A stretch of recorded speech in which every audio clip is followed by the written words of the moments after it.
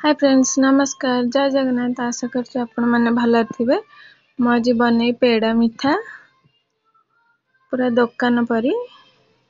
ସେଥିପାଇଁ ମୁଁ ଏଠି 2 କପ୍ କ୍ଷୀର, 2 କପ୍ ଅମୁଲ ନେଇଛି, 1 କପ୍ ଚିନି। ପ୍ରଥମେ ଗୋଟେ କଢ଼େଇ ବସେଇବା, ସେଥିରେ 2 କପ୍ କ୍ଷୀର ଦେବା। ମୁଁ ଆଗରୁ କ୍ଷୀରଟା ସିଝେଇକି ନେଇ ଯାଇଥିଲି, ଟିକେ ଉଷୁମ ଥିଲା। ସେ ଅଳ୍ପ ହାଲକା ଉଷୁମରେ ଆମେ ଅମୁଲ ଦେଇକି ତାକୁ ଭଲ ଭାବରେ ମିଶେଇବା। ଏବେ 2 କପ୍ ଅମୁଲ ଦେଇଦେବା, ତାକୁ ଭଲ ଭାବରେ ମିଶେଇବା।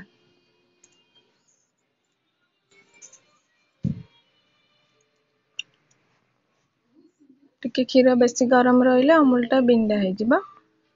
ଏବେ ଆମର ଅମୁଲ ମିଶି ଗଲାଣି। ତାକୁ ମିଡିୟମ ଫ୍ଲେମରେ ରଖିକି ଧୀରେ ଧୀରେ ଘାଣ୍ଟିବା। 1 କପ୍ ଚିନି ଦେଇଦେଲି, ତାକୁ ଏବେ ଏମିତି ଗୋଳେଇବା। ଟିକେ ଛାଡ଼ିଲେ ଲାଗିଯିବ ସେ। ଏବେ ଆମେ 1 ଚାମଚ ଖାଇବା ଘିଅ ଦେଇଦେବା। ଦେଲେ ଖାଇବା ଘିଅ ବାସ୍ନା ବି ଭଲ ଆସିବ, ସୁନ୍ଦର ବି ଲାଗିବ। କେଶର ଥିଲେ ବି, କ୍ଷୀରରେ କେଶର ପକେଇ ଦେଇଥିଲେ ବି ତାର କଲରଟା ଭଲ ଆସିବ ଆହୁରି।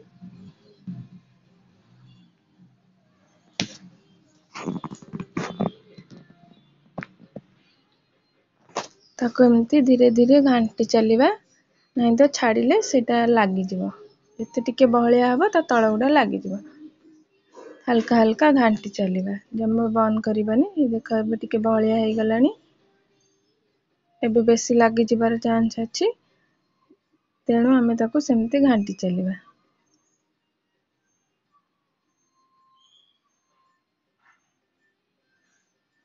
ଯେତେ ବହଳିଆ ହେଉଛି ତାର ଟିକେ କଲର ଚେଞ୍ଜ ହେଉଛି, ୟେଲୋ କଲର ଟିକେ ଟିକେ ଆସିଲାଣି।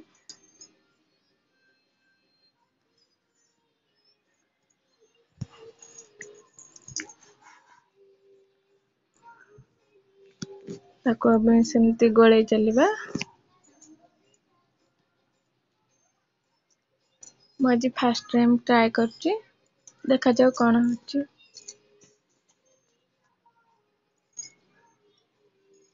ଏମିତି ଘାଣ୍ଟିବା। ଟିକେ ବହଳିଆ ହେଇ ଆସିଲାଣି, ଆହୁରି ବି ବସିବ। ମୋର ପାଖାପାଖି ଏଇଟା ଅଧଘଣ୍ଟା ପାଖାପାଖି ଲାଗିଲା। ଯଦି ଖାଲି କ୍ଷୀରରେ ବି ଆପଣ ମାନେ କରିବେ, ସେ ତାହେଲେ ଆହୁରି ବେଶୀ ସମୟ ଲାଗିବ। କ୍ଷୀରଟା ମରି ମରିକି ଯିବ। ମୁଁ କ୍ଷୀରଟା ଆଗରୁ ସିଝେଇକି ନେଇଯାଇଥିଲି, ସେଥିରେ ଅମୁଲ ଦେଲି, ସେଥିପାଇଁ ଜଲ୍ଦି ବହଳିଆ ହେଇଗଲା, ଅଧଘଣ୍ଟାରେ ହେଇଗଲା। ଏଇଟା ବି ବହୁତ ବହଳିଆ ହେଇଗଲାଣି। ଏଇଟା ହେଇଗଲାଣି ଆମର, ଦେଖନ୍ତୁ।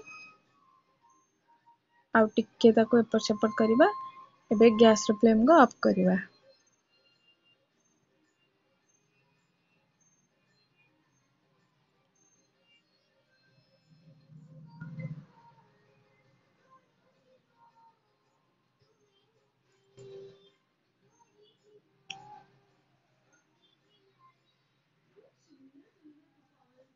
ହେଇଗଲାଣି ଏଇଟା।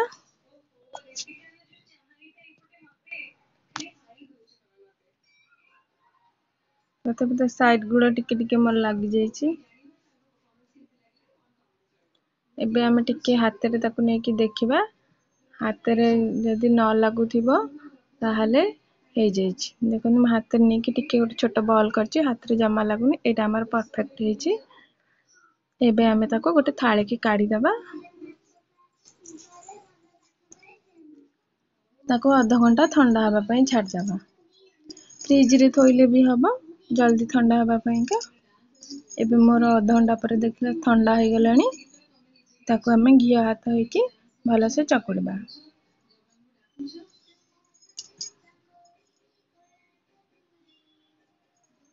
ନ ଚକୁଡ଼ିଲେ ସେ ପେଡ଼ା ଗୁଡ଼ା ସାଇଜ୍ ହେବନି, ଫାଟିବ।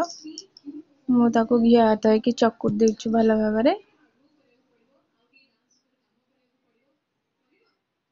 ଏଇଟା ଚକୁଡ଼ି ହେଇଗଲାଣି, କେତେ ସଫ୍ଟ ହେଇଛି।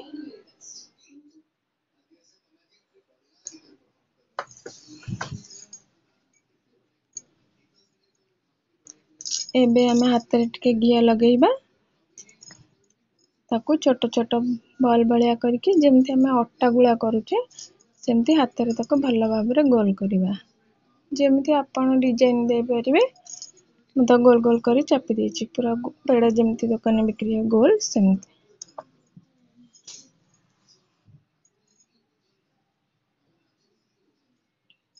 ମୁଁ ଏମିତିଆ କରିଛି।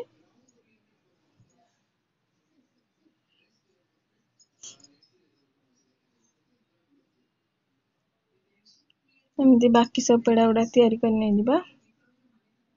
ମୁଁ ଏଇଠି ଆଗେ ସବୁ ଛୋଟ ଛୋଟ ଗୁଳା କରିଦେଇଛି, ତାପରେ କରିବାକୁ ସହଜ ହବ, ଜଲ୍ଦି ହବ। ନେଇଗଲି ଡିଜାଇନ କରିବା ପାଇଁକା। ମୁଁ ଏଇଠି ଯୋଉ ଆମେ ଛାଣୁଛେ ଛଣାର ପଛପଟେ ଟିକେ ଦାବି ଦେଇଛି, ଏଇଟା ଗୋଟେ ସୁନ୍ଦର ଡିଜାଇନ ହେଇଛି। ବାକି ସବୁ ଗୁଡ଼ାକ ଆମେ ସେମିତି ତିଆରି କରିଦବା।